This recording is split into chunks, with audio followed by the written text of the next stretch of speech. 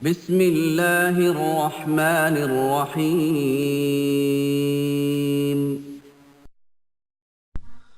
بسم اللہ الرحمن الرحیم۔ السلام علیکم ورحمۃ اللہ وبرکاتہ۔ ویورز، آپ کو ازمودہ وظیفہ میں خوش آمدید کہتے ہیں۔ اہلا و سہلا و مرحبا۔ ویورز، بہت سے بھائیوں نے دعا کے لیے کہا ہے اور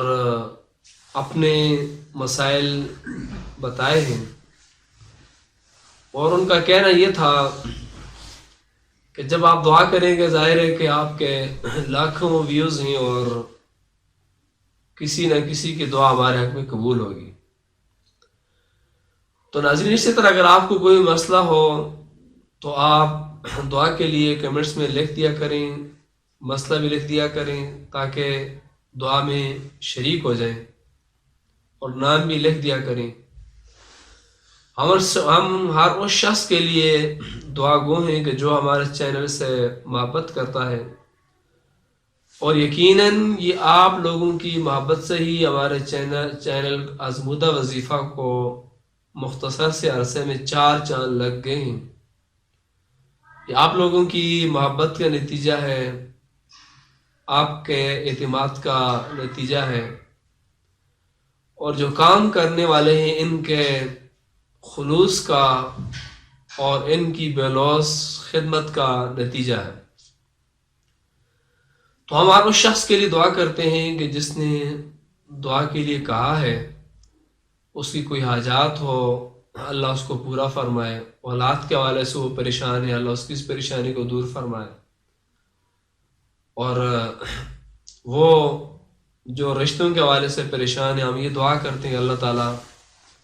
لڑکے پریشان ہیں یا لڑکے پریشان ہیں، اللہ تعالیٰ ان کے لیے بہتر اسباب پیدا فرمائے، اور ان کے جوڑے کا جس کو وہ پسند کرتے اس طرح کے جیون ساتھی اللہ تعالیٰ ان کو نصیب فرمائے، تاکہ ان کی دنیا کے اعتبار سے بھی ان کے لیے اچھا ہو اور آخرت کے اعتبار سے بھی ان کے لیے اچھا ہو۔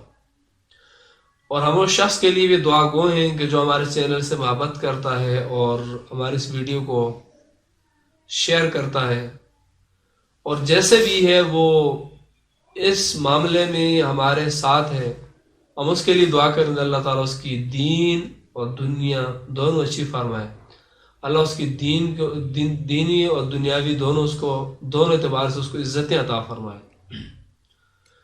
اور ان کے لیے دعا کرتے ہیں بالخصوص جنہوں نے کہا ہے، اور ان کے لیے بھی کرتے ہیں جنہوں نے نہیں کہا ہے، سب کو ہم اپنی دعاؤں میں شامل کرتے ہیں۔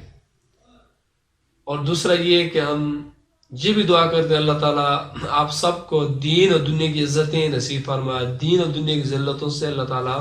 چھٹکارا نصیب فرمائے۔ تو ویورز، ہم آج آپ کو یہ بتائیں گے، بتانے سے پہلے آپ کو یہ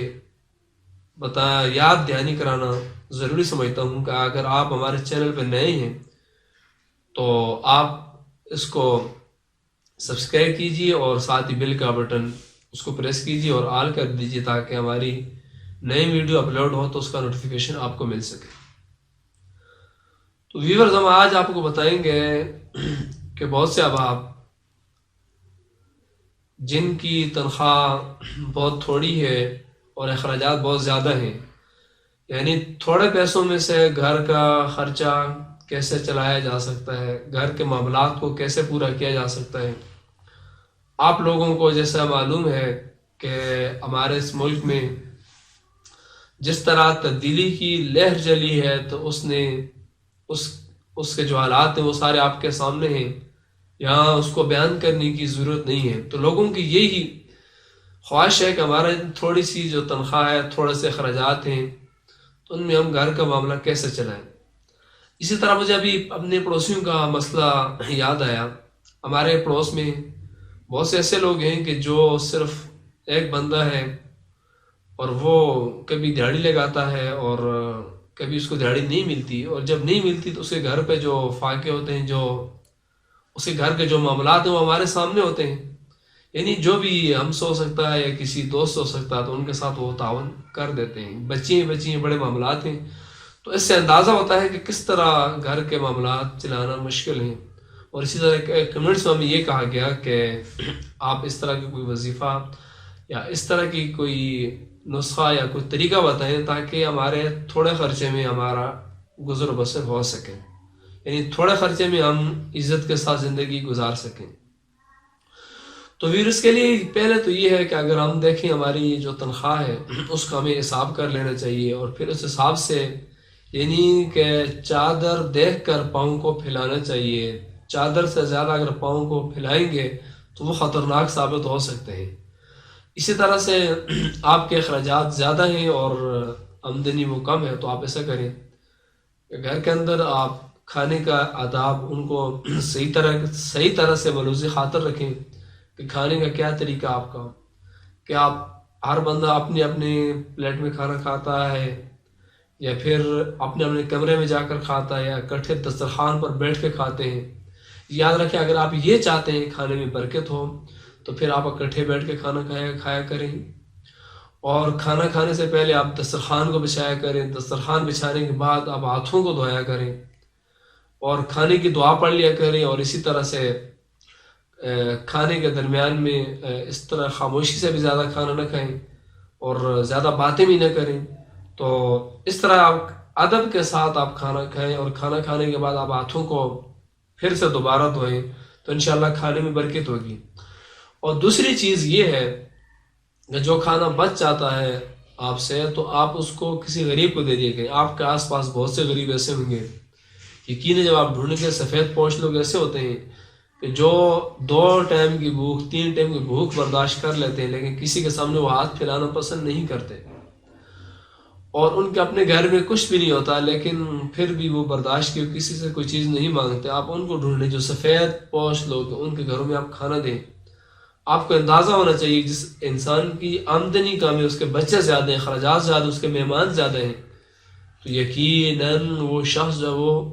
سفید پوش ہے اس کی مدد کرنا پھر آپ کو لازم ہے، آپ کے اوپر وہ ضروری ہے آپ ایسے شخص کی مدد کریں۔ اسی طرح سے آپ کے رشتہ داروں میں سے کوئی شخص ہے، آپ کے محلے میں سے کوئی شخص ہے تو آپ اس کی مدد کریں، یقیناً آپ کا تھوڑا سا خرچہ اس کے اندر بھی برکت ہو جائے گی۔ اور پھر وظیفہ سٹارٹ کرنے سے پہلے میں آپ کو بتانا چاہتا ہوں، آپ اس کو نوٹ کر لیجئے، میں آپ کو بتانے لگا ہوں کہ کس طرح سے آپ تھوڑے پیسوں کے اندر گھر کا گزر بسر کر سکتے ہیں، یعنی گھر کا نظام چلا سکتے ہیں۔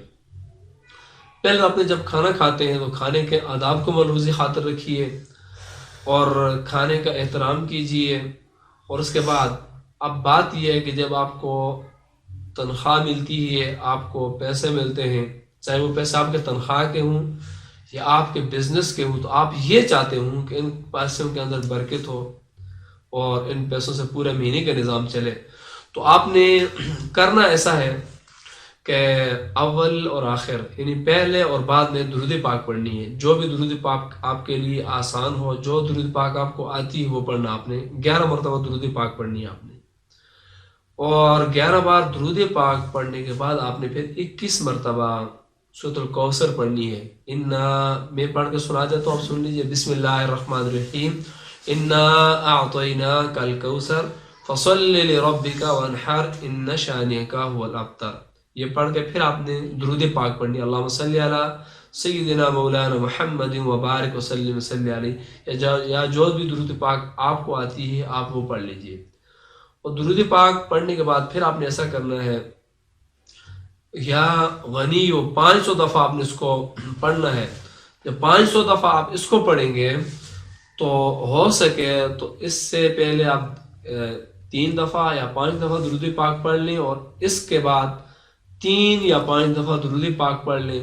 اور اسی طرح جہاں پر آپ کی وہ پیسے ہیں یا جو راشن ہے، یعنی جو چیز ہے، یہ پیسہ شرط نہیں، راشن ہو یعنی جو چیز بھی ہے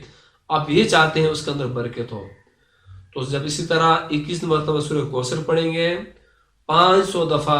یا غنی پڑھ کر آپ اس کے اوپر دم کریں، اول اور آخر یعنی دونوں کے، سورہ کوثر سے بھی پہلے اور یا غنی سے پہلے اور آخر میں بھی آپ نے 11 مرتبہ درود پاک پڑھنی ہے، اور اس کے اوپر آپ نے دم کر لینا ہے۔ کھانے کے اوپر بھی دم کریں، جو راشن ہے، چاول ہے، چینی، گھی، جو بھی آپ کی ضروریات زندگی اس کے اوپر بھی دم کر لیں، اور جو پیسے ہیں آپ نے جو تنخواہ کے لیے ہیں، جو بزنس کے پیسے ہیں آپ یہ چاہتے ہیں ان کو ان میں برکت ہو، تو آپ انشاءاللہ العزیز جب دم کر کے آپ ان کو استعمال کریں گے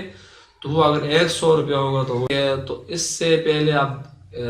3 دفعہ یا 5 دفعہ درود پاک پڑھ لیں، اور اس کے بعد 3 یا 5 دفعہ درود پاک پڑھ لیں. اور اسی طرح جہاں پر آپ کی وہ پیسے یا جو وہ راشن ہے، یعنی جو چیز ہے، یہ پیسہ شرط نہیں، راشن ہو یعنی جو چیز بھی ہے، آپ یہ چاہتے ہیں اس کے اندر برکت ہو، تو جب اسی طرح 21 مرتبہ سورہ کوثر پڑھیں گے،